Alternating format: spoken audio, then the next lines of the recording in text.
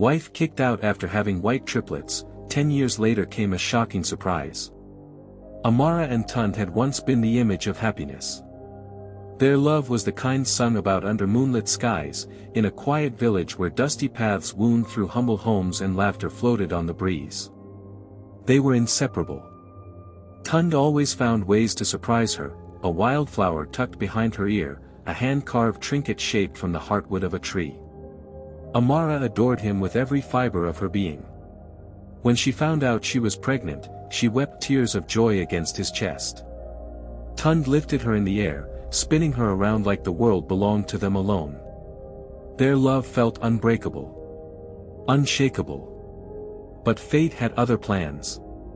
A sudden call for military service changed everything. Their country, gripped by rising tensions, summoned all able-bodied men. Tund, though hesitant, made her a promise. "I'll be home before you know it," he whispered that night, his hand gently tracing the swell of her belly. "And when I return, we'll raise our family together." Amara clung to those words like a lifeline. Months passed. Life crept on. She sent him letters, few of which reached him. In return, she received occasional notes, a photo of him in uniform, a worn package. But no visit. Still, she waited. And she grew. Her delivery came brutally, no hospital, no sterile sheets. Just the wisdom of village midwives and warm hands. And then, silence.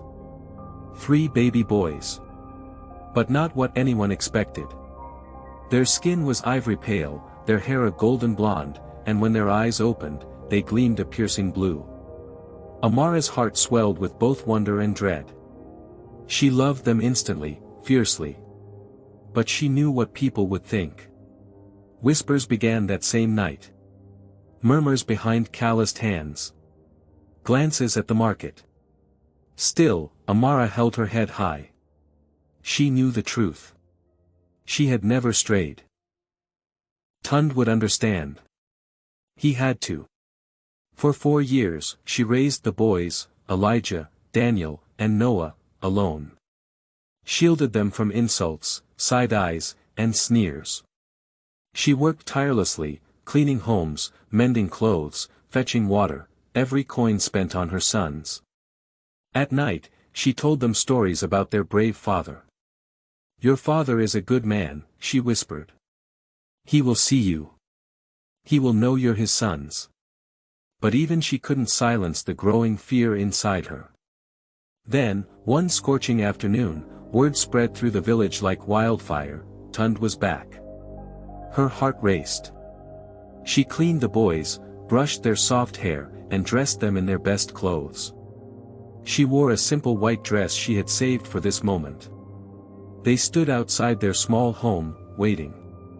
She saw him before he saw them, Tund, broader, wearier, a scar across his cheek, uniform loose around his lean frame.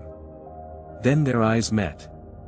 For a heartbeat, the world held its breath. She smiled, her arms open, but his gaze faltered. His brows furrowed. His mouth parted slightly. Then his eyes landed on the 3 pale-skinned boys clinging to her. And the warmth drained from his face. What is this?" he muttered, stepping back. "These are your sons," Amara replied softly. "My sons." His voice cracked. He stepped forward, eyes darting between their blonde heads. "These white children. Mine." His voice rose in disbelief. Amara reached for him, but he recoiled.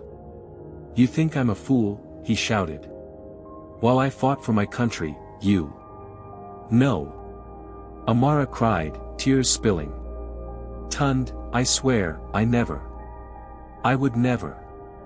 The boys shrank behind her, clutching her skirts. A crowd gathered. Whispers rose.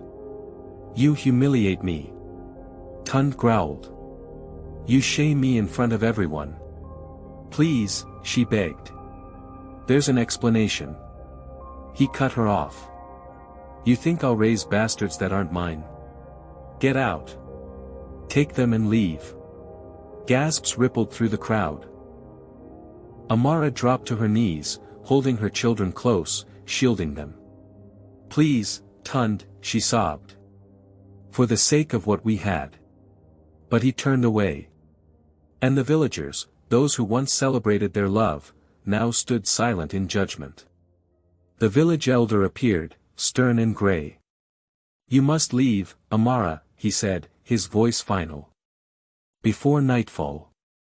Her world shattered. As the sun bled into the horizon, she gathered her sons and whispered promises she scarcely believed. "I will protect you. I will find a way." They walked away, tiny feet kicking dust behind them. The village that once echoed with joy became a graveyard of love, buried beneath suspicion and pride. Amara walked for days, bare feet scorched, the sun cruel on her back. Elijah, Daniel, and Noah never complained, though hunger gnawed at them. At night, she told stories under the stars. "We are strong," she whispered. "We are survivors." Eventually, they reached a distant town. No one knew them. No one cared about her son's skin color. Everyone was busy surviving. An old woman, Madame Beezy, who ran a roadside cafe, took pity on her. She offered Amara work, washing dishes and cleaning, in exchange for a room above the shop. It wasn't much. A thin mattress. A cracked window. But it was home. Amara worked tirelessly, from before dawn to after sunset. Every coin went to her boys. They grew. Elijah, the dreamer, sketched in dirt with a stick. Daniel, the protector, always stood between his brothers and strangers. And Noah, the quiet one, watched everything with wise, solemn eyes. When they were old enough, Amara enrolled them in school. They excelled. Elijah won a regional art competition at age 8. Daniel, at 9, became the youngest member of a youth robotics team. Noah stunned everyone with a speech so powerful it brought the mayor to tears. Word spread. Scholarships followed. Sponsorships. Opportunities Amara never dared to dream of. She started dreaming again, for herself. She studied business management at night, once the boys were asleep. 5 years later, she launched a catering business. Within 7 years, it expanded to 3 towns. By the 8th year, she was a speaker at women's empowerment conferences. The once broken woman was now a respected entrepreneur. A mother of 3 brilliant boys. A beacon of resilience. Then came the unexpected. 10 years after her exile, she was invited to a regional cultural festival honoring local heroes who triumphed over adversity. Her name was first on the list. The venue? Her old region. She hesitated. But her sons urged her. "Let them see you, Mama," Elijah said. "Let them see who you really are." And so she returned, her sons, now teens, walking proudly beside her. The crowd parted as she arrived. Gasps. Whispers. Stares. There she was, the woman they had cast out. Back straight. Head high. Sons in crisp shirts. Cameras flashed. Dignitaries greeted her. Children ran to her.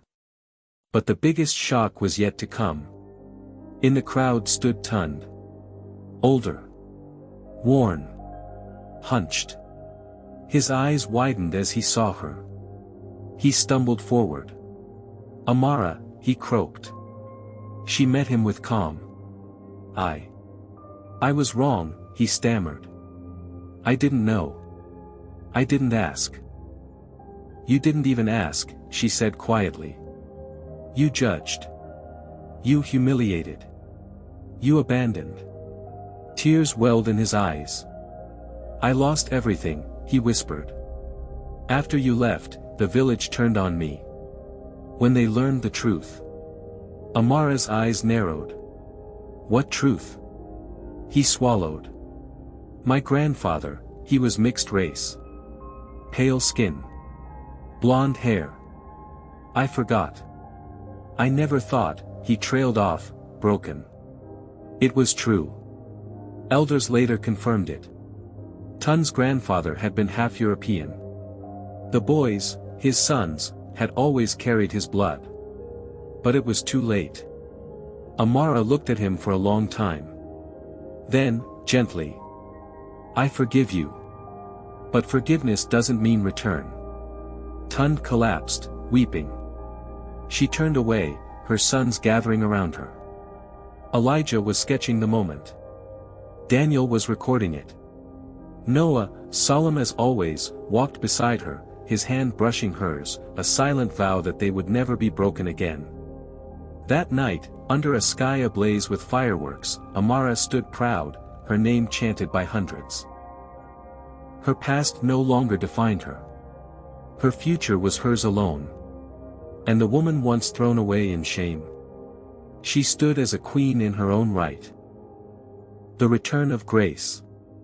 As the festival lights dimmed and the crowd dispersed, Amara and her sons were invited to stay at the governor's guest lodge. News outlets clamored for interviews.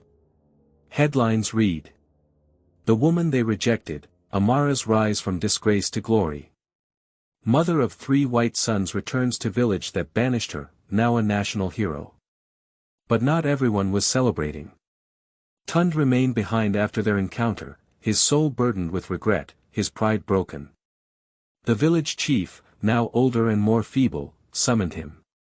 You wronged that woman, he said simply. The council will issue a public apology. You should too. Tund nodded. I want to. But, would she even listen? The next morning, Amara and her sons visited the village square where, 10 years earlier, she had stood in shame.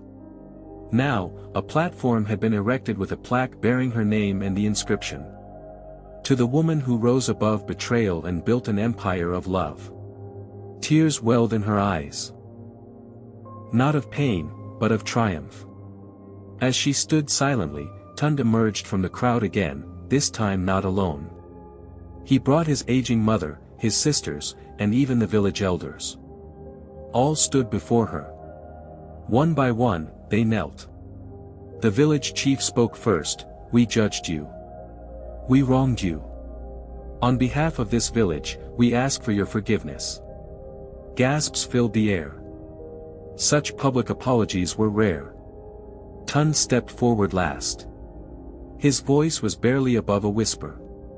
Amara, I was a fool. I let pride blind me. I forgot my own family's bloodline and used it as a weapon against you. I see now that I lost more than just a wife. I lost the chance to raise my sons. He turned to the 3 boys. Elijah. Daniel. Noah, if you can find it in your hearts, I would be honored just to know you. The boys looked at their mother. She nodded gently. Forgiveness is freedom, she said. Elijah extended a hand. Daniel offered a slight nod. Noah, the quietest, stepped forward and simply said, We don't need a father. But you're welcome to be part of our journey if you come with humility. Tund broke down again, but this time, in peace. Months passed. Amara opened a vocational school in the region, offering training in business, technology, and culinary arts, especially for single mothers and displaced women. She named it House of Grace. Her catering business evolved into a chain of restaurants across the country, serving traditional Nigerian dishes with a modern twist. Elijah, now 17, designed the branding and packaging. Daniel led a tech initiative that introduced an ordering app that went viral. Noah started a foundation for children of mixed heritage who faced discrimination. Their lives weren't perfect, but they were full. One day, during a national award ceremony broadcast live, Amara was honored as Woman of the Year. Standing on stage in a regal green and gold gown, she looked into the cameras and said, You may not control what people do to you. But you control how you rise. I was cast aside, but I didn't stay there. I rose, for my children. For myself. And now, for others. The crowd erupted in applause. And somewhere in the back row, Tund clapped too, tears streaming down his face, not of regret this time, but of pride.